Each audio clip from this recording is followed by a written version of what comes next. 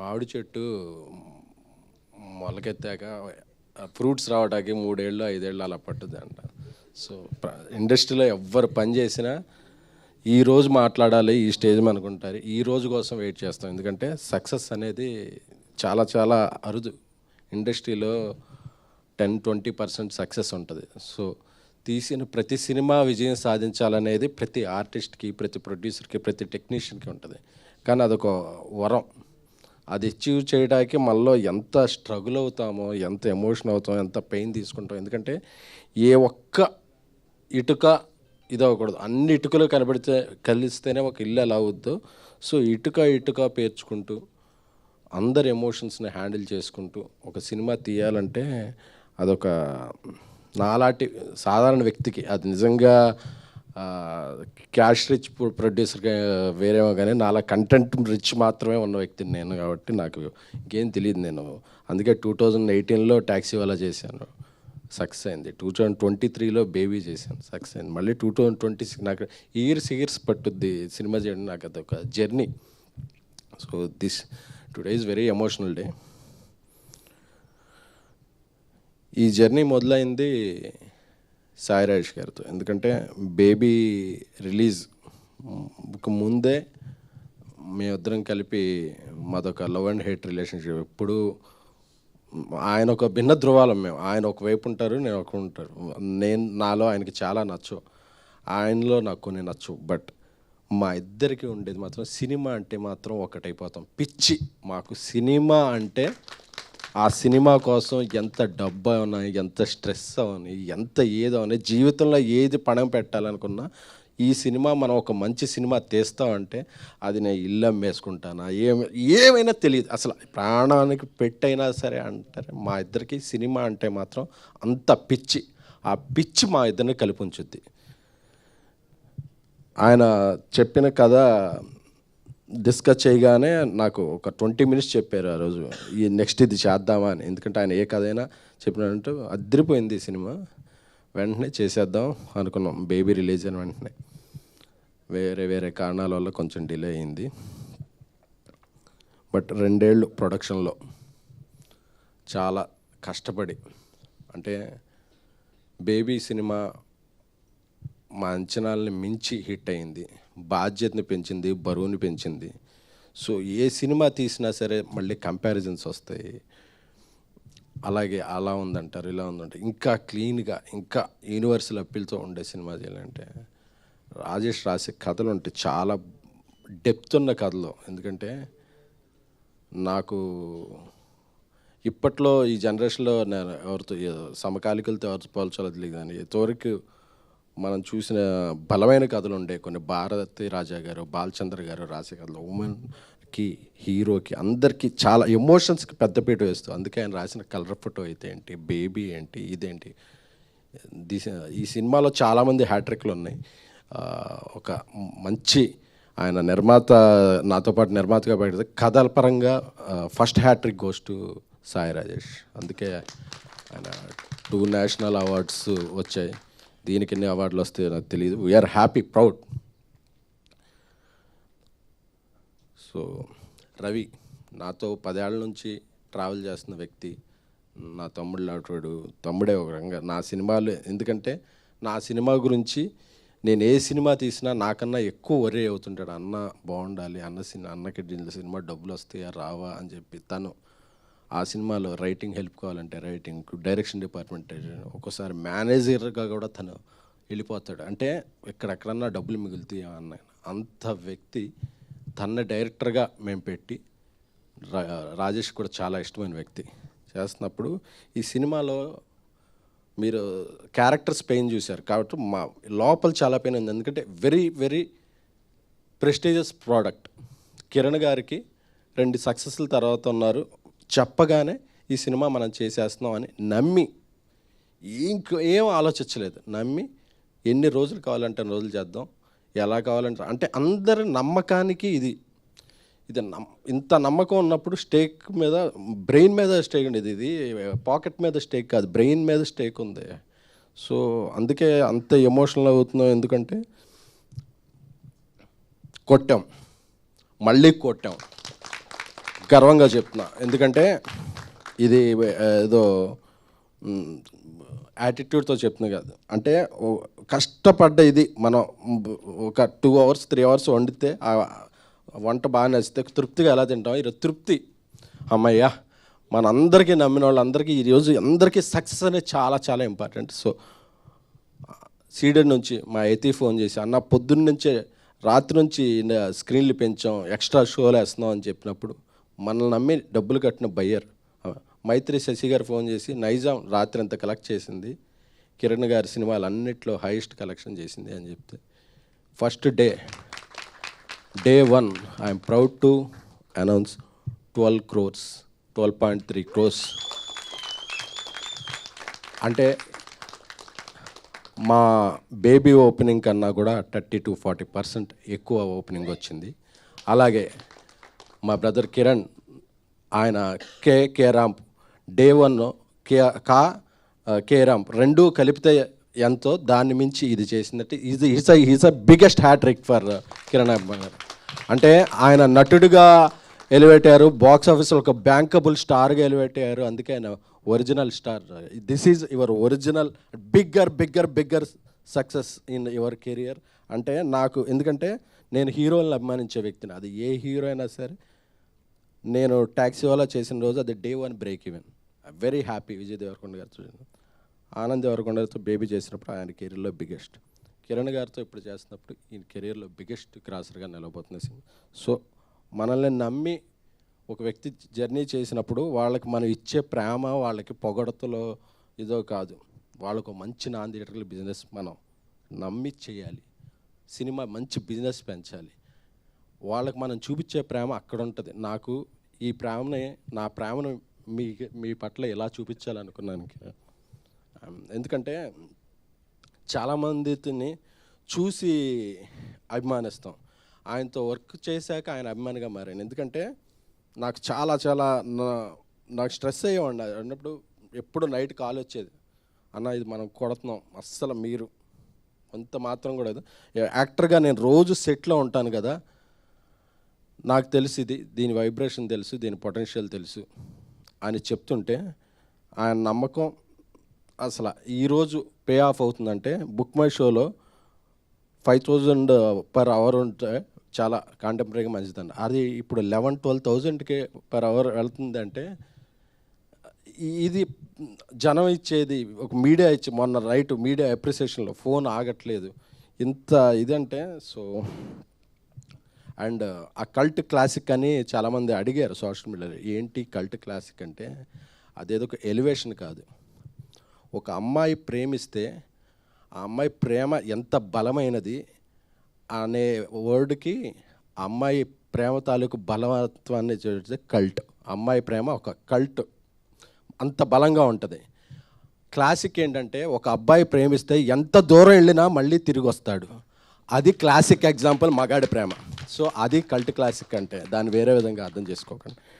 So Dheeraj నాకు నా ప్రేమైన తమ్ముడు.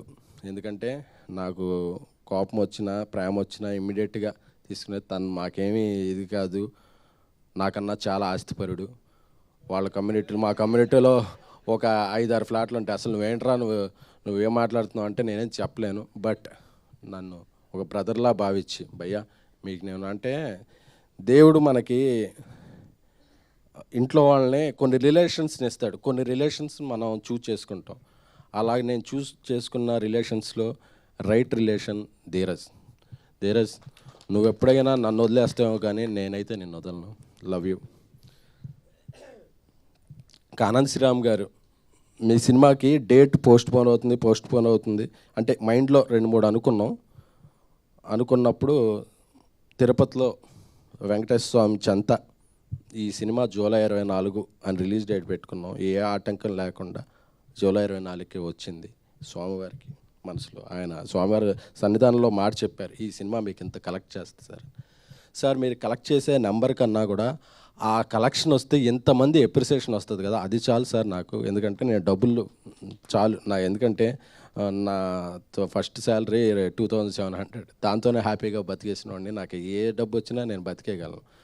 సో నాకు డబ్బు కాదు, నేను ఒక సినిమా తీస్తే మా ఇద్దరం పేర్లు వేసాం, సాయి రేషన్ from the makers of colour photo baby అని. మా నమ్మకం నిలబడాలి అంతే. అది ఈరోజు నిలబడిందంటే వీఆర్ వెరీ మచ్ హ్యాపీ.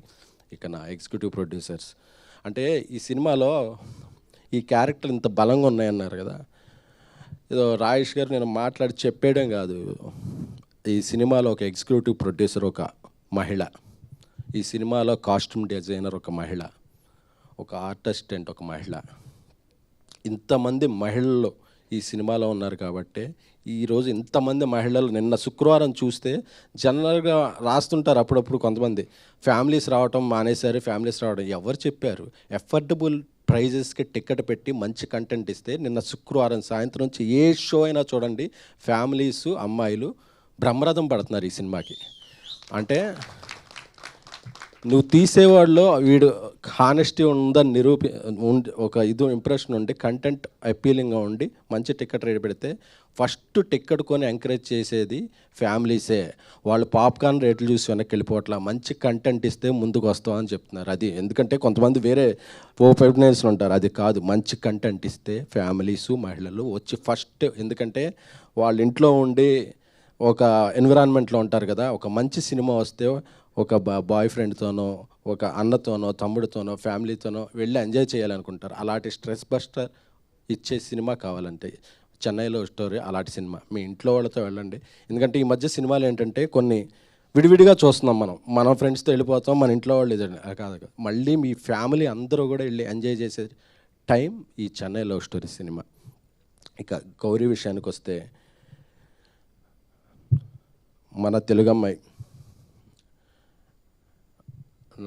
మా ఇద్దరు పరిచయంలో ఇంతకుముందు తన సినిమా డిస్ట్రిబ్యూషన్ చేశాను. అది చేసినప్పుడు చాలా మంచి కథలు చేయాలనిపిస్తుంది, నాకు మంచి కథలు చేయాలనిపిస్తే తెలుగు అమ్మాయిలకి సినిమాలు ఎక్కువ రావు, ఇంకా మంచి కథలు ఎక్కువ వస్తాయి అని ఆ మాట నాకు ఎక్కడో ఉండిపోయింది. 1 year తర్వాత ఒక సినిమా చేస్తున్నప్పుడు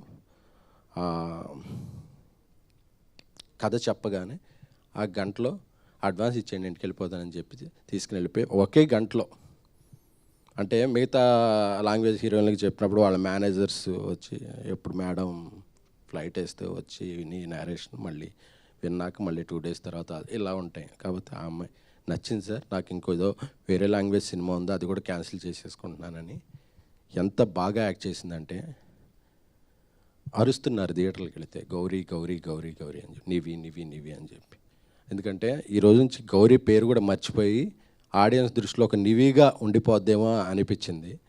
సో ఒక పెర్ఫార్మెన్స్ సినిమా ఏదన్నా చెయ్యాలి, ఒక మంచి యాక్టర్ కావాలంటే ఇక నుంచి తెలుగు ఇండస్ట్రీలో ఒక కేర్ ఆఫ్ అడ్రస్ గౌరీప్రియ. నా తమ్ముడు, ఎందుకంటే మేము ఎంత ఇదైపోయామంటే తమ్ముడు తమ్ముడు అని చెప్పి నా తమ్ముడులా చూసుకుంటాను. మా మధ్య అంత బలమైన స్నేహం ఉంది. నా తమ్ముడు, విషింగ్ యూ బెస్ట్, నువ్వు ఇంకా ఎన్నో మంచి సినిమాలు చేయాలి. మా సారథి గారు 50 years ఇండస్ట్రీకి వచ్చి, 50 ఏళ్ళు ఇండస్ట్రీలోనే ఉండి ఆయన సేవల్ని అందిస్తూ ఆయన ఎంతోమంది దర్శకుల్ని, అంటే సహాయ దర్శకుడు అంటే ఎంతోమంది సహాయం చేసి ఎంతో దర్శకుల్ని పెద్ద డైరెక్టర్లని చేశాడు ఆయన. బట్ వాళ్ళందరికీ కూడా ఆయన హెల్ప్ఫుల్గా ఉండేవాడు. ఆయన కొన్ని సినిమాలు డైరెక్ట్ చేశాడు, అయినా సరే ఆయన కో డైరెక్టర్ అనే దీన్ని చాలా బరువుగా బాధ్యతగా మోస్తూ ఇలా ఉంటాడు.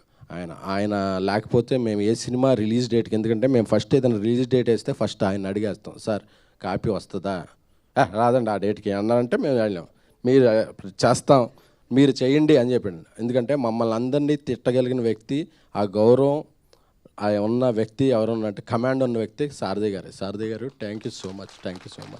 ఈ సినిమాకి అద్భుతమైన ఫోటోగ్రఫీ అందించారు డానియల్ గారు.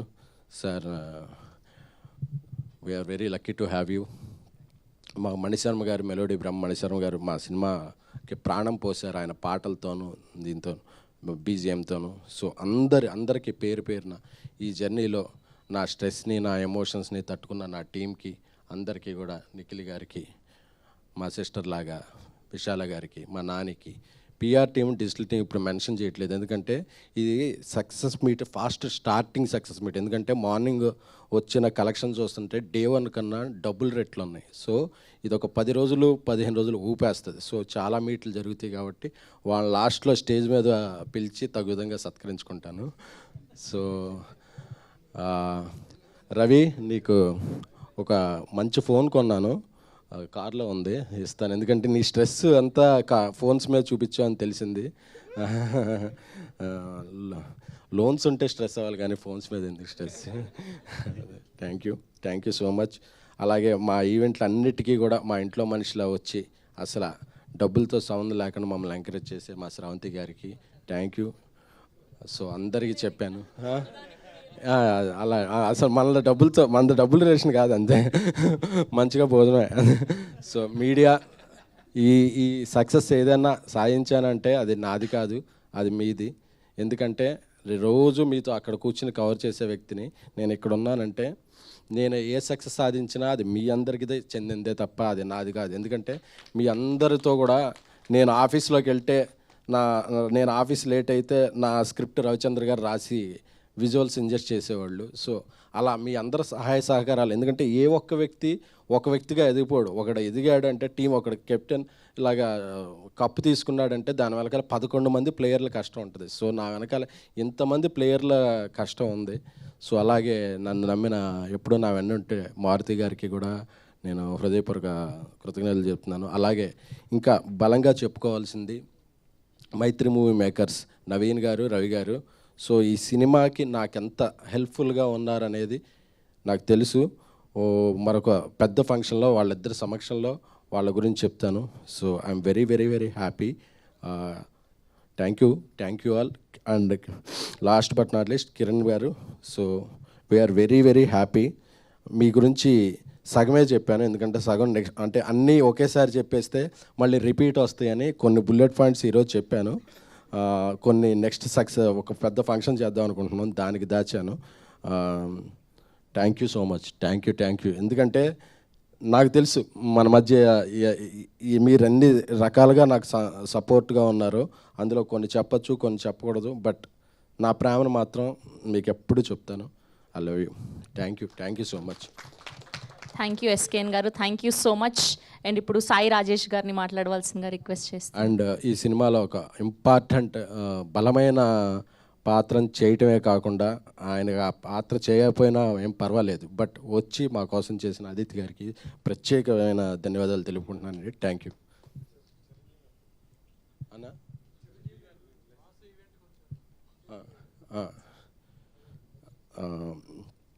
అలాగే ఈ సినిమాకి మా ముందు రోజు అనతి కాలంలో కొద్ది గ్యాప్ ఉన్నా సరే మేము వెళ్ళి అడగగానే నేను సాయిరేష్ వచ్చి మాకు బ్లెస్సింగ్స్ ఇచ్చిన మా మెగాస్టార్ చిరంజీవి గారికి ఎప్పుడూ కూడా